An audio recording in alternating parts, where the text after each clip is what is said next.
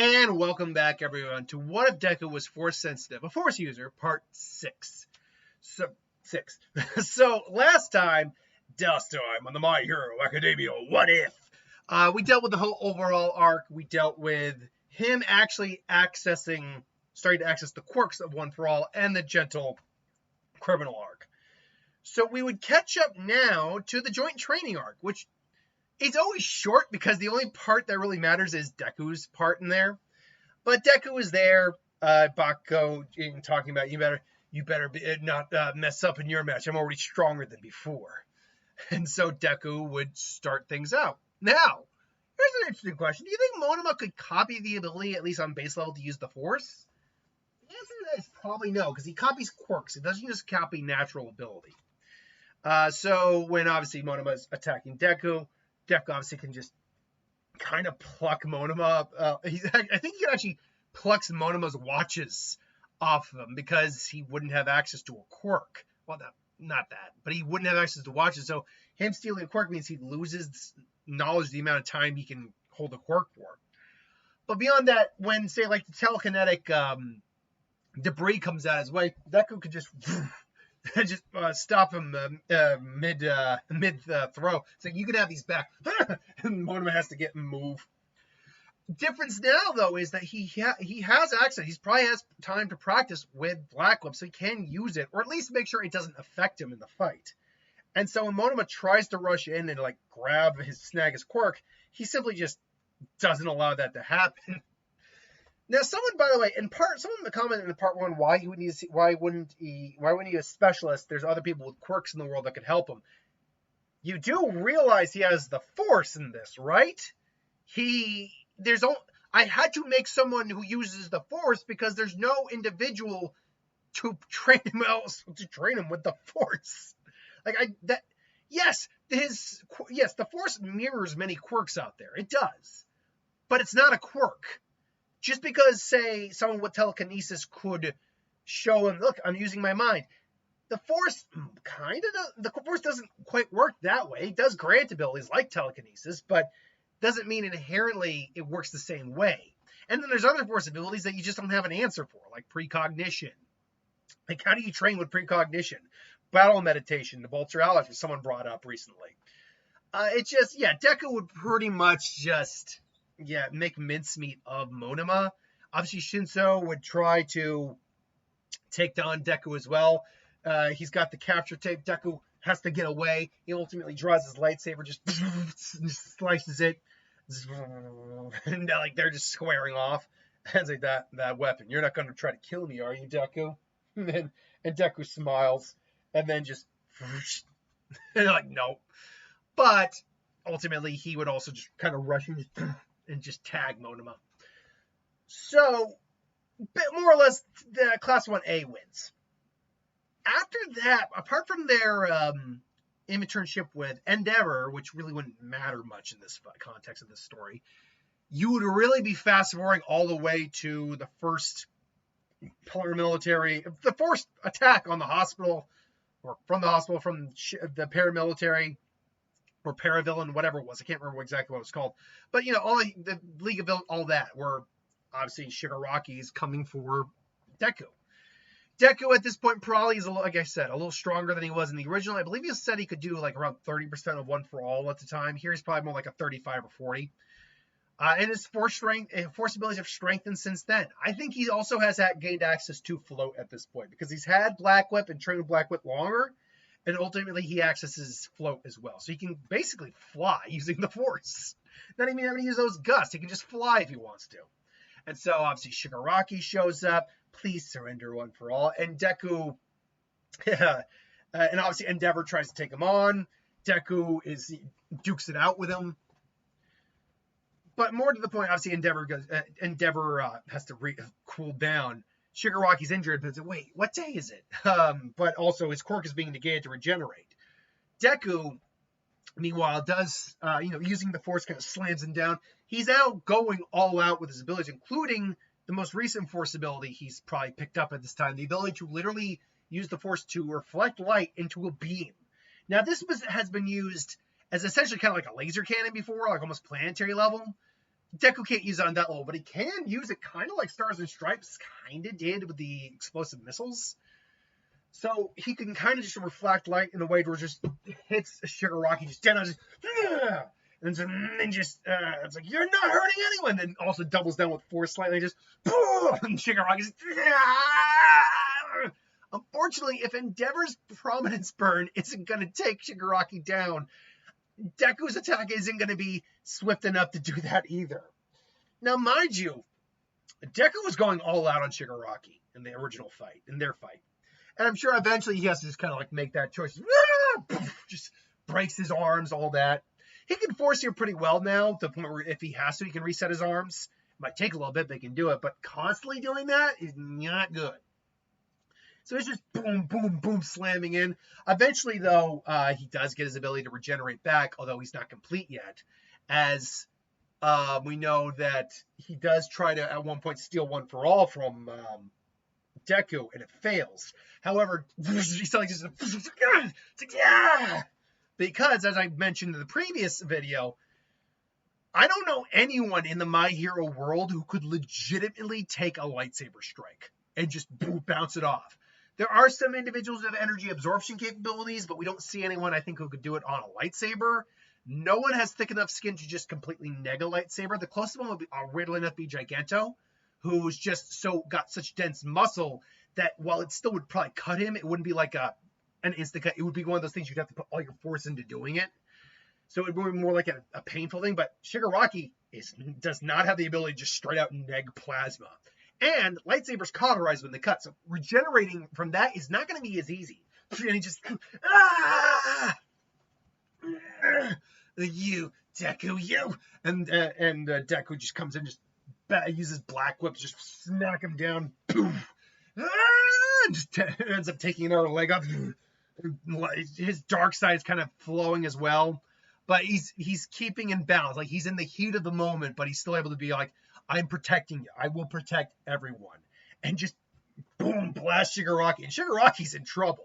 Like, Shigaraki's his regeneration is not completed, so he can't fully regenerate from this. He's now lost an arm that isn't immediately growing back. He is in trouble. And that would have been the arm that has the One for All little hole on there. Or All for One little hole.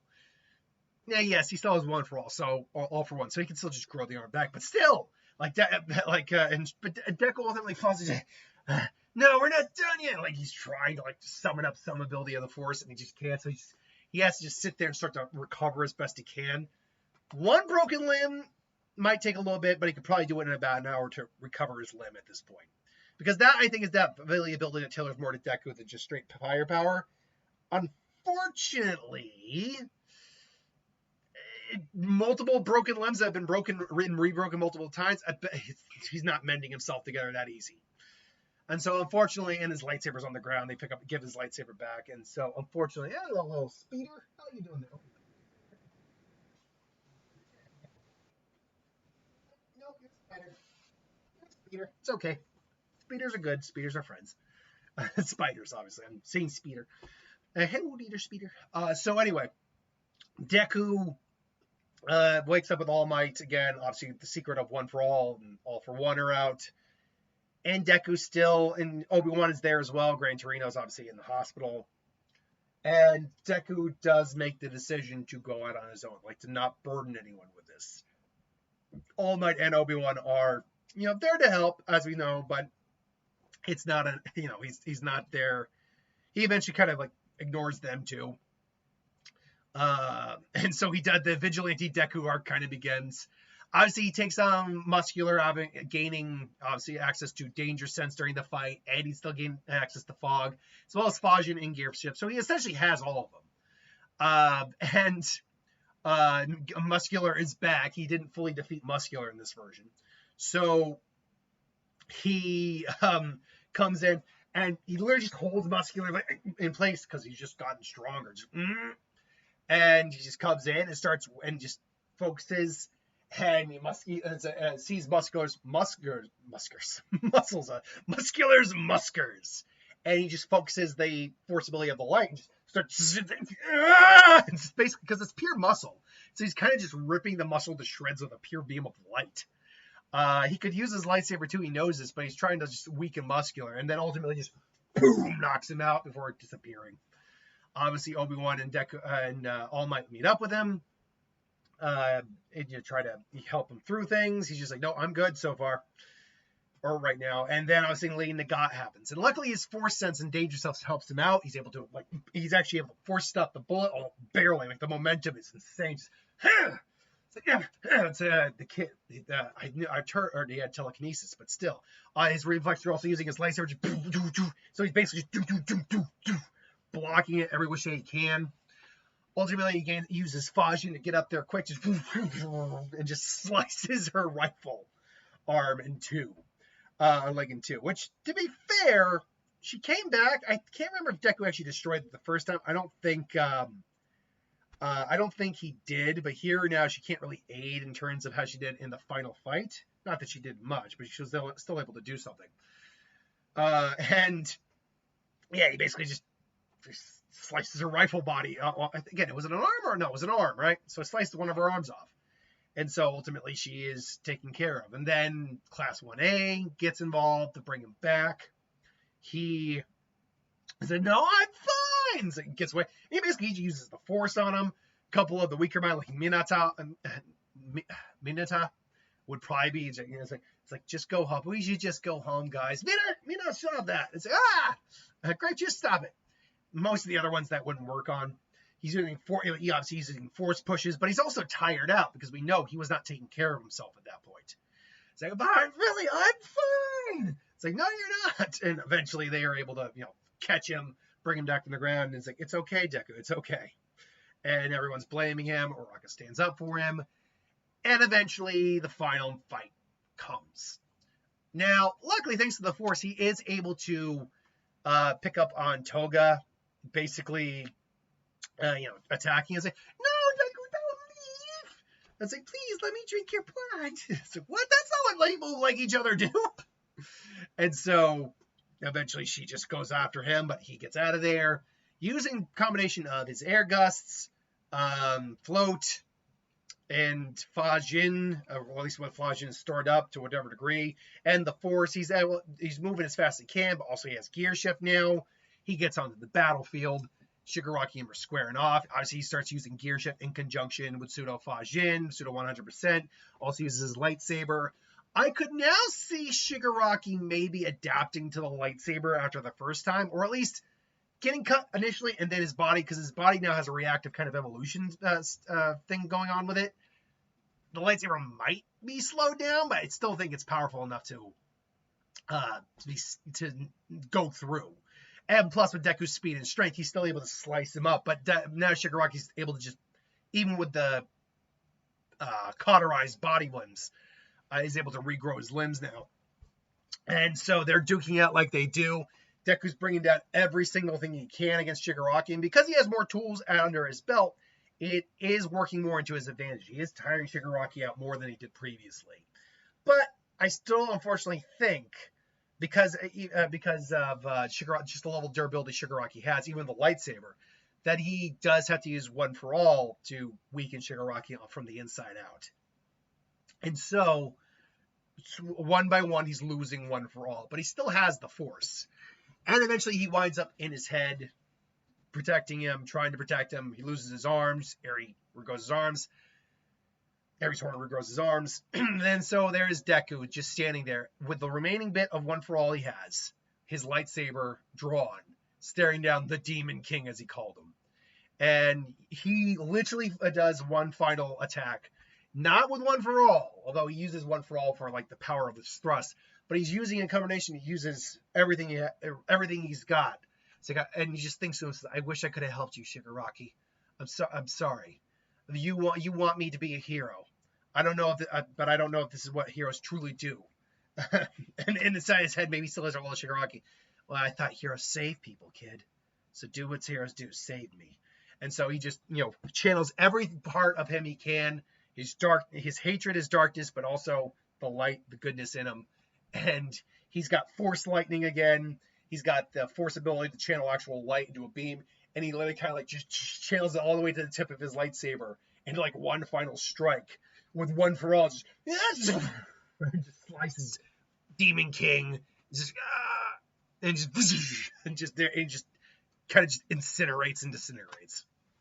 And so in the aftermath, it's amazing how quickly we wrap this up in just 20 minutes. But yeah, once you get to this part, there's a lot of things going on there, going on. I think Obi-Wan probably helped in the fight, but maybe lost his life. We know people did lose their lives. All Might didn't lose his life, but maybe it's one of those things where Obi-Wan it's similar to Night Eye's situation, where after the fight, Deku visits Obi-Wan and also, Midoriya, it's good to see you. Oh, Master, I'm saying no, it was good to fight one more time on the battlefield. In fact, let's go back real quick. I didn't even think about this, but this is really good. When All Might goes Armored All Might against All for One, I think Obi-Wan might be there too. And he maybe gives him a little bit of an Armored Hand to increase his physicality. It's like, it's been a while. I don't know if I have what it takes. That's why I brought this for you, old thing. It's not quite the same as All Might's, but it's a bit of an enhancement. Interesting indeed. Well then, shall we? And so All Might's throwing everything he can at all for one, but then Obi-Wan comes in, uses the Force, just slices an arm off, gets blasted back. So while All Might was able to survive, Obi-Wan didn't, sadly. He survived long enough for Deku to just, like, don't fret, Deku. The Jedi, you did more than you could ever dream. You you were able to continue the legacy of a extinct order. You were able to bring peace to the world. The Jedi will not end with me. They continue on with you, Deku. Do well, and live long and prosper. What? It's like, I saw that in a movie once. And goodbye. And so he passes away. Honestly, Deku is still really has to deal with that fact that he did kill Shigaraki technically. Or he goes to save Uraraka from her loneliness. And he still gets to be a hero as a Jedi. And so, ultimately, yeah, that would be the end of Deku's story, really. I don't think there would be anything that changes if he does lose One for All, but he has the Force. So that still makes him an exceptionally powerful Jedi. Absolutely. An exceptionally powerful hero. So, that's my thoughts. Thanks for watching. Hope you enjoyed. We'll start the next one on Saturday, which is What If Deku Had a Present Mic-Based Quirk. I imagine, I foresee that video going a lot longer than this, and even this was still only 7 chapters. So, anyway, thanks for watching. See you next time.